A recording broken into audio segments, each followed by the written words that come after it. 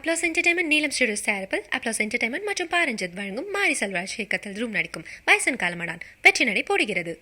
தீபாவளி பண்டிகையில் மது விற்பனை அதிகரிக்க கூடுதலாக அரசு எந்த முயற்சியும் செய்யவில்லை என அமைச்சர் முத்துசாமி தெரிவித்துள்ளார். ஈரோடு ஆட்சியர் அலுவலகத்தில் செய்தியாளர்களை சந்தித்த அவர் தீபாவளி அன்று மது விற்பனை கூடுதலாக நடைபெறுவது வழக்கமான ஒன்று என தெரிவித்துள்ளார். கூடுதல் நடவடிக்கை போய் எடுத்துக்கிட்டு டாஸ்மாகில் எந்த வேலையும் செய்யலை. இது தானாக ஒவ்வொரு ஆண்டும் அந்த மாதிரி போகிறது கூடுதலுங்கிறது ஒவ்வொரு ஆண்டும் நடக்கிற விஷயம். ஏறத்தாழ 500 கடைகள் மூடப்பட்டிருக்கிறது. எனவே படிப்படியாக அதை குறைத்து, அதாவது அதில் போய் பழக்கமானவர்களை எப்படியாவது வெளியில் கொண்டு வர வேண்டும் என்பதற்காக பல திட்டங்களை அரசாங்கம் கொண்டு வருகிறது. ஒரே நாளில் மூடிவிட்டு போக முடியாது என்பது ஒரு நடைமுறையில் இருக்கிற சிக்கலை கண்டிப்பாக எல்லோரும் உணர்ந்திருப்பார்கள். எனவே படிப்படியாக சரியான நடவடிக்கை எடுக்க வேண்டும் என்பதிலே அரசு தீவிரமாக இருக்கிறது.